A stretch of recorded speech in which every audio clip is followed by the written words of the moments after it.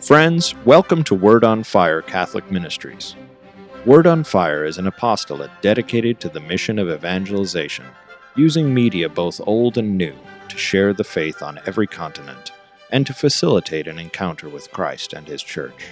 The efforts of Word on Fire engage the culture and bring the transformative power of God's Word where it is most needed. Today we invite you to join Bishop Robert Barron as he preaches the gospel and shares the warmth and light of Christ with each of us. Peace be with you.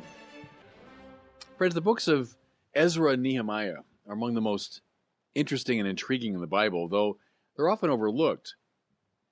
They describe a key moment in Israelite history when the exiles were trickling home from Babylon and seeking to reestablish their lives. To me, one of the most heartbreaking scenes in the whole Bible is Nehemiah's description of Jerusalem, which had once been a stately city, now lying in waste as the conquerors had left it years before. To get the feeling of that, think of a Parisian returning to the ruins of Paris. Let's say it had been devastated by a foreign invader.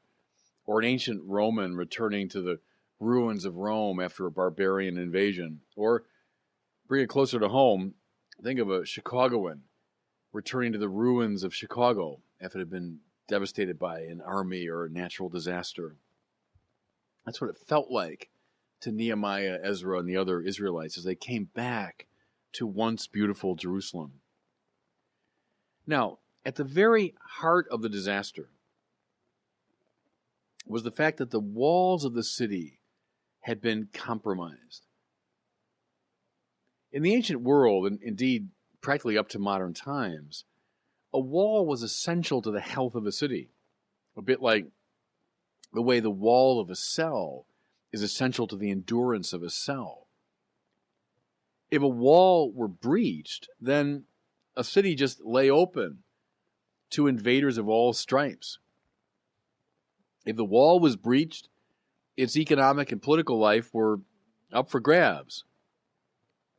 A city that was simply porous to any and all influences from the outside was no longer really a city. See, that's the point. Therefore, when Nehemiah comes back and he sees this disastrous situation, his first move was to give the order to rebuild the walls,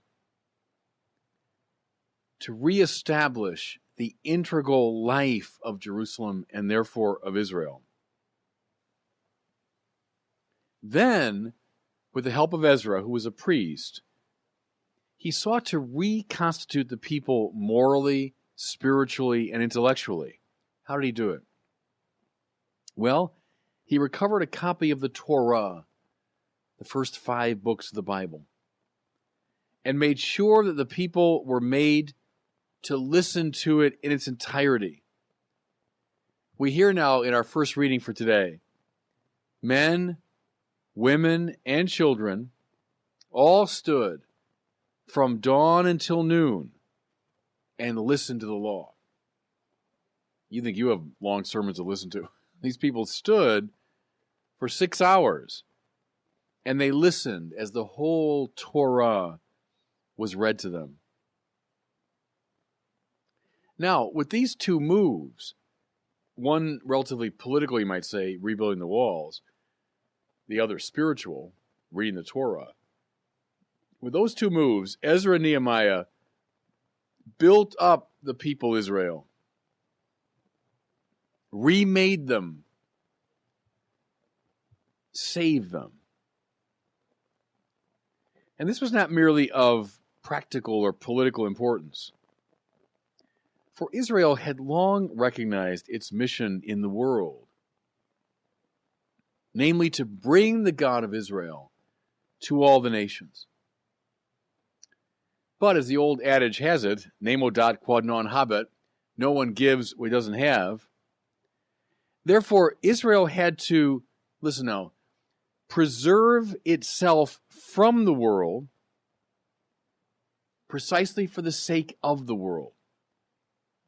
Let me say that again, because that's the principle I want to really bring out in this sermon. They had to preserve themselves from the world. They had to have their own integral identity, precisely because they had a great mission in the world and for the world. If Israel lost its way, if its walls were breached, if it lost its identity and integrity, then it couldn't be a sign of Yahweh for the sake of the world. It's a paradox that people will often miss, I think. Identity for the sake of mission. Separation, if you want, but for the sake of connection. Well, in this reading now, which I think is so beautiful, we hear the people were so moved. They were so overjoyed upon hearing the Torah that they wept. They had forgotten who they were, and the rediscovery elated them. It's very interesting, isn't it, this process by which we discover who we are. The walls are built. The city is defended. It has its own integrity. But then the stories are told. See, think for a second how we discover who we are at varying levels through a similar process. How do we know what it means to be an American? Well, we hear the great stories of American history. Accounts of George Washington and Benjamin Franklin, Abraham Lincoln, FDR. We hear of the Revolutionary War, the fight to abolish slavery, the Civil War, the great world wars of the 20th century, the Great Depression, etc. We hear the stories of the country. If we stopped hearing those stories, we'd forget who we are. Right? As Americans, we forget who we are. Watch this dynamic, by the way, in the initiation rituals of primal peoples. When a young man is taken away from his home, and then, usually in the company of the male leaders of the tribe, he's told the stories.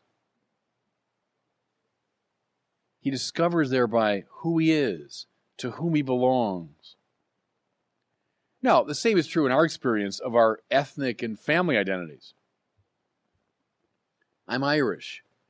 It means a lot to the Irish, the story of the Irish emigration because of struggles back home, the immigration to countries like Canada, Australia, the U.S., the struggles the Irish had, how they established themselves, their songs and their poems.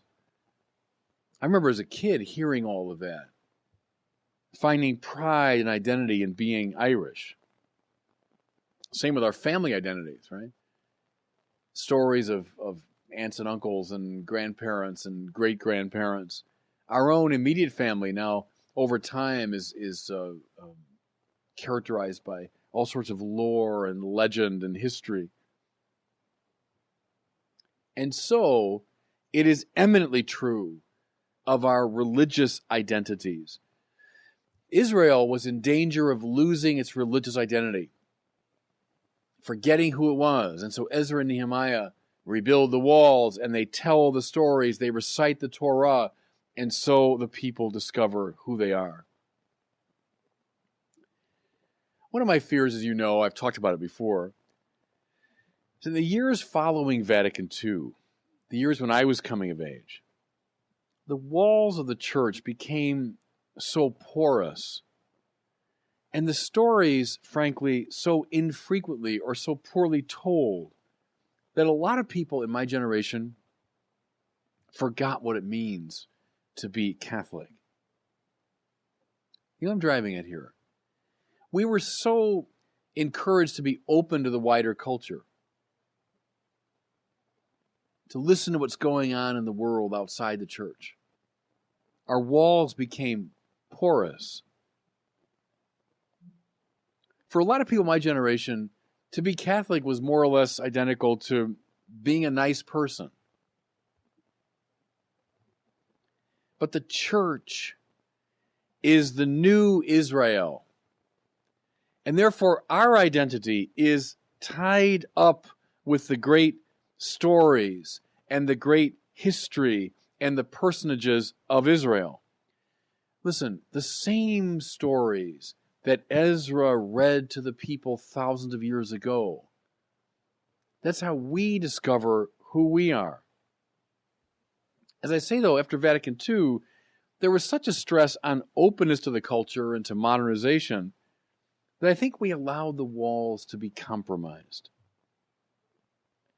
Vatican II indeed told us to attend to the signs of the times, but that didn't mean that we should surrender to the times.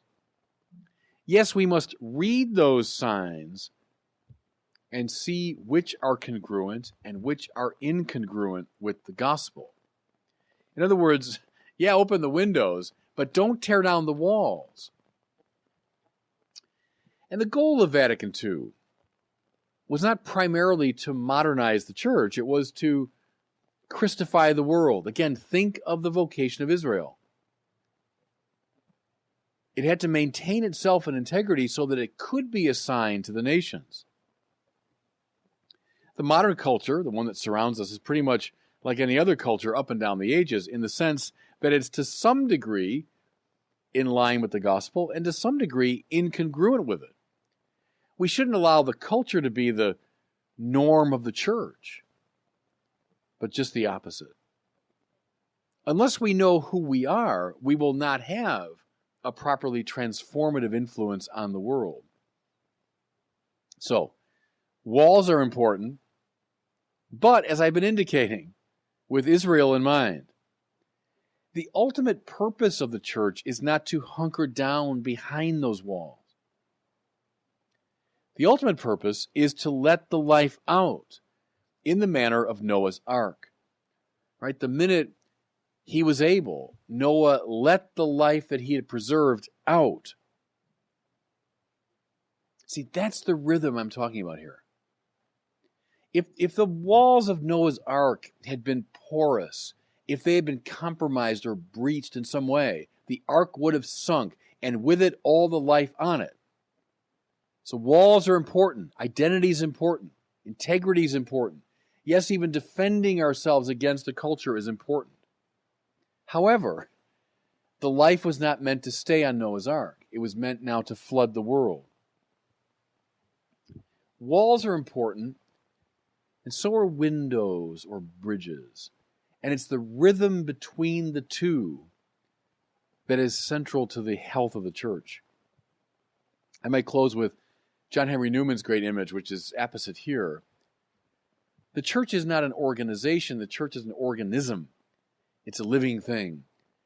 A living thing whose organic system or skeletal system or nervous system is compromised will die.